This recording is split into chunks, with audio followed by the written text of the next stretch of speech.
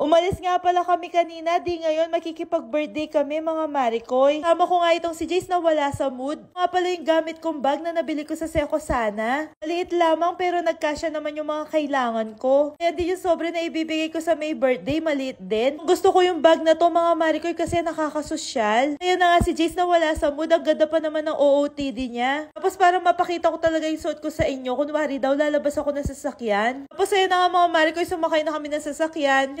Na lang pala namin yung mga kaibigan ko dito. Mga college friends ko pala yung mga yan. Dating pala namin dito sa may birthday, na namin dito si Baby Chinchin kasama si Mami Jana. Grabe, parang kailan magkakaklase lang kami. Tapos ngayon nagkikita na lang kami kapag may birthday sa mga anak namin. Papalaro pala sila dito mga Marikoy, bring the Marites daw. Kaya yung mga kaibigan ko, pilit nila akong dinadala sa harapan. Sabi nila ako daw yung Marites sa grupo, pero syempre di ko tanggap. Sabi ko sa kanila, di ako Marites, isang Marikoy lang ako. Kahit pinipilit nila ako, di pa rin ako tumayo. Nga pala si Jace medyo nasa mood na siya. Wala siyang ibang ginawa dito kundi maglakad ng maglakad. Tapos mga Marikoy, picture taking na kasi kainan na. Yan nga yung mga kaibigan ko na nagpapakopya sa akin nung college. Pila-pila pala dito sa kainan mga Marikoy, kaso itong si Jace gusto niya nang mag-overtake, nagugutom na daw siya. Si Jace talaga basta kainan, di siya nagpapahuli. Tapos kumain na kami, tabang kumakain kami, nagpapalaro pa rin sila. Yan nga si Kuwengko, nahiya siyang sumayaw. Tapos nagpabring na naman sila, dalawang mami daw na mataba. At dahil parang pinaparinggan kami mga Marikoy, tumayo na kami kagad ni Jana. Para di na sila mahirapan, total mataba naman kaming dalawa. Ayun lamang, meron pala silang ipapagawa. Huwag nyo na itanong yung boses ko, basta kumanta ako ng aw aw aw aw dyan. Tinanong niya kasi ako kung ano yung paboritong pet ko. Sabi ko, dog. Kailangan ko daw kumantang gamit yung aw aw aw.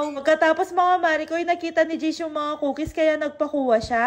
Yan nga pala si Tita Paula, single po siya. Kung nga pala kami umuwi mga Marikoy, dumaan kami dito sa coffee shop. Itong si Jace talaga kapag nasa ganitong mga lugar, ginagawa niyang playground. Kaya itong si Tita Paula, pagod na pagod sa kanya kakahabol. Pero madalas din mga Marikoy, naglilinis siya. Ginagawa niyang panglinis yung sarili niya. Magkakape sana ako dito mga Marikoy, kaso naisip ko nga kasama ko si Jace. Kaya yan na lang yung in-order ko para mainom niya din. Kaya na talaga kapag may anak na tayo, dami nating kailangan i-set aside. Dami na ding di pwedeng gawin. Pero aaminin ko, para sa akin, mas sumaya yung buhay ko nung dumating si Jace. Kahit saan ako magpunta, lagi ko siyang bit-bit. Kauwi namin parang inaantok na siya kasi ang tahimik niya. Anyway mga Marikoy, itong bag ko, lalagay ko na lang sa bio ko yung link kung saan ko nabili. Itong bag na to parang wallet na din. So mga Marikoy, lagi ko nang gagamitin to. Kapag mamamalengke ako, pwede din to kasi maliit lang.